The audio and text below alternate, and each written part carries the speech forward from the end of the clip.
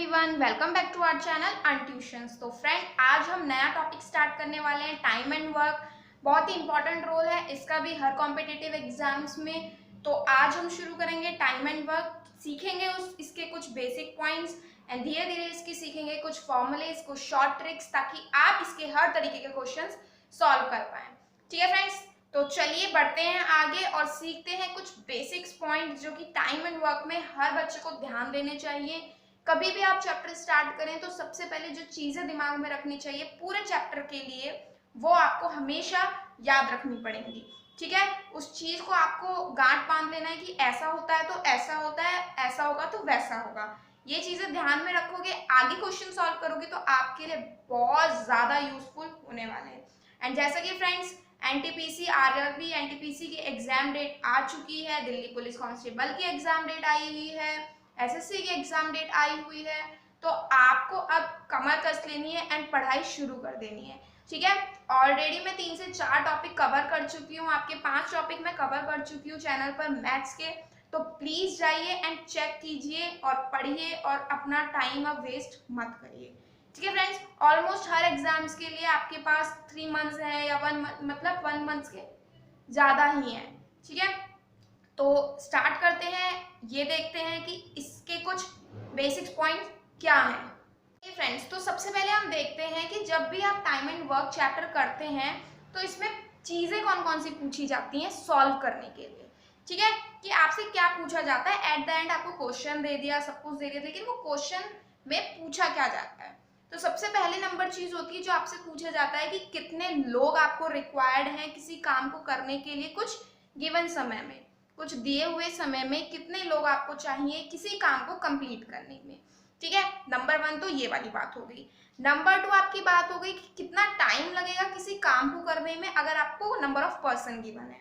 ठीक है, तो क्या चीज थी यहाँ पे कि अगर आपको टाइम दिया हुआ है, समय दिया हुआ है, तो आपको किसी काम को करने के लिए कितने लोग चाहिए।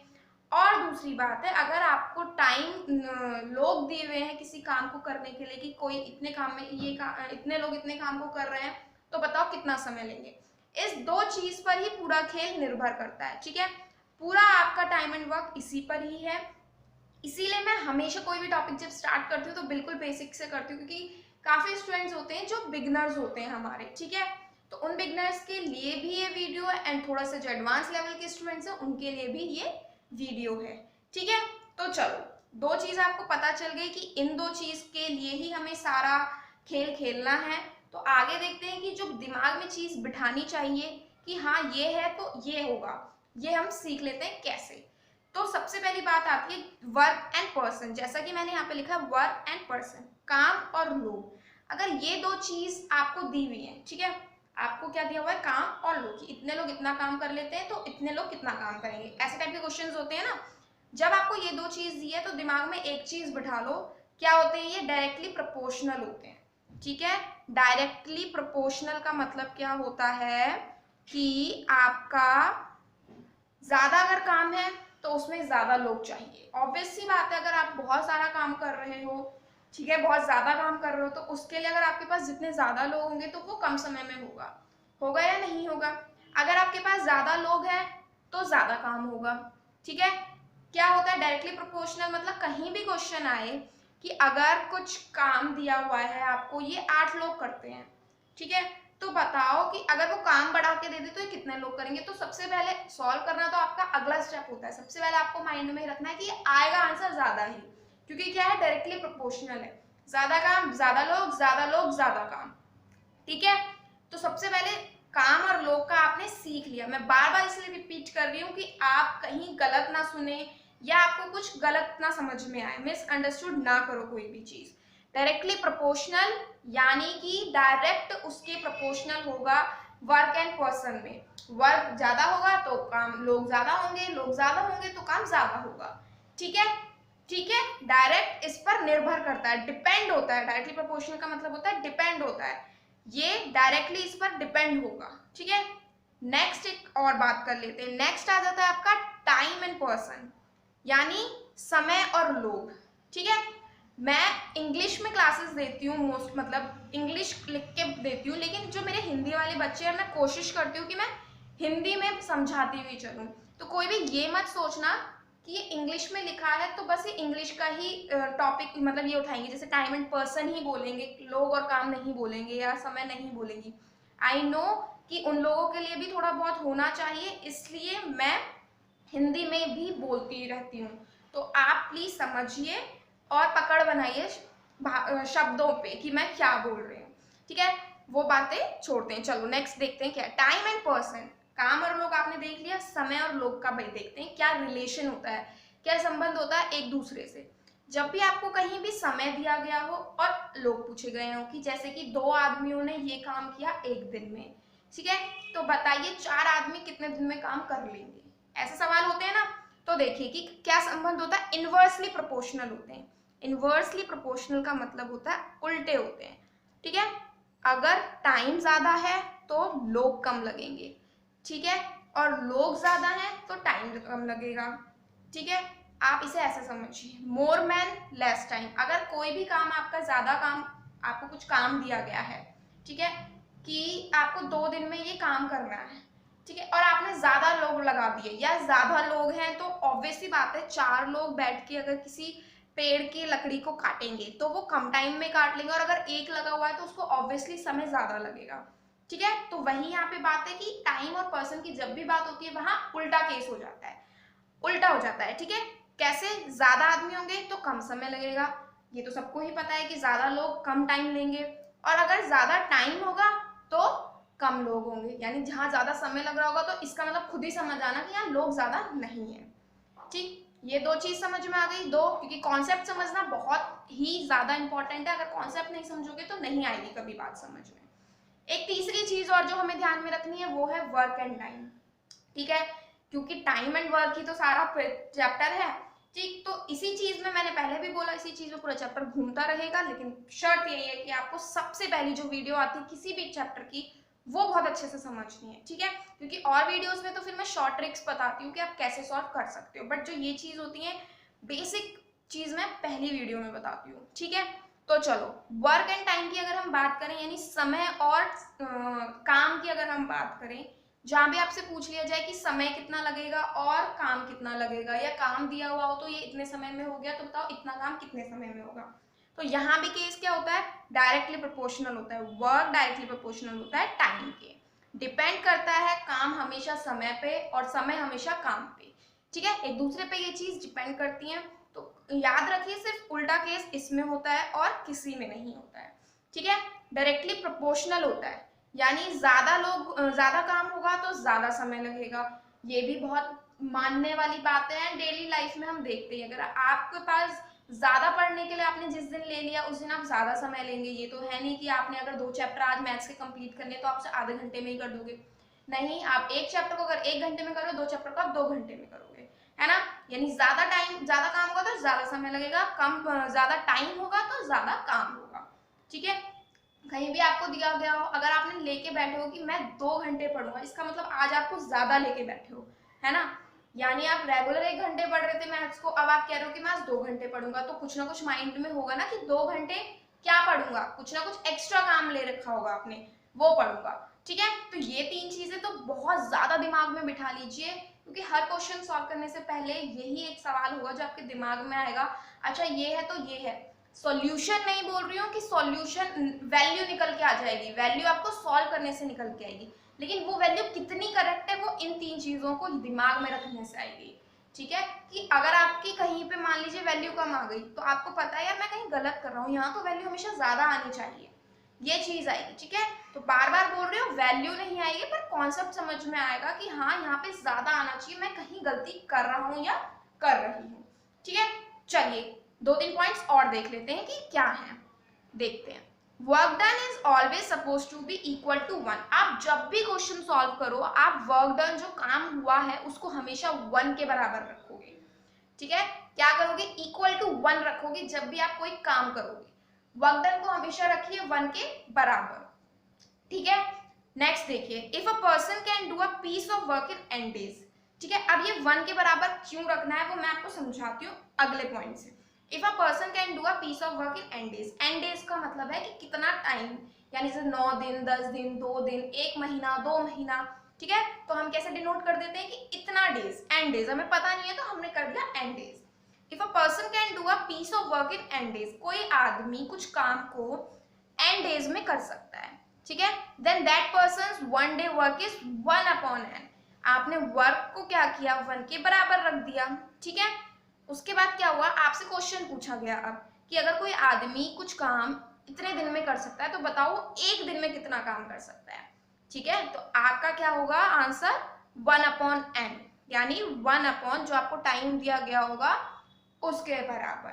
समझो, यहाँ से ये चीज भी ध्यान रखो, क्वेश्चन मैं अभी करवाऊंगी उसमें ये चीज आएगी, ठीक। फिर आती है आपकी लास्ट बात, persons one day work equals to 1/n। अगर किसी आदमी का एक दिन का काम 1/n है, ठीक है, तो उसका जो उससे पूछा जाएगा कि तुमने इतना कंप्लीट वर्क कितने दिन में किया, तो क्या हो जाएगा, जैसा कि मैंने बोला क्या होता है वर्क, वो क्या होगा एन डेज हो जाएगा, ठीक है। पर्सन्स वन डे वर्क क्या हो जाएगा, एन डेज हो जाएगा। वन डे वर्क 1/n दिया है तो जो पूरा काम करेगा वो कितने दिन में करेगा, न एन डेज में करेगा, यानी जितना भी यहाँ पे गिवन होगा उस दिन में, उतने दिन में करेगा, ठीक है। तो ये कुछ बेसिक पॉइंट्स थे जो बार बार बोल रही हूँ मैं, जो सॉल्व करने से पहले आपको दिमाग में रखने हैं फ्रेंड्स, बिल्कुल भी इधर उधर भटकना नहीं है एंड सॉल्व करना है। ओके, चलिए कुछ क्वेश्चंस कर लेते हैं इससे रिलेटेड। चलिए नंबर 1 देखते हैं, क्वेश्चन क्या है आपका।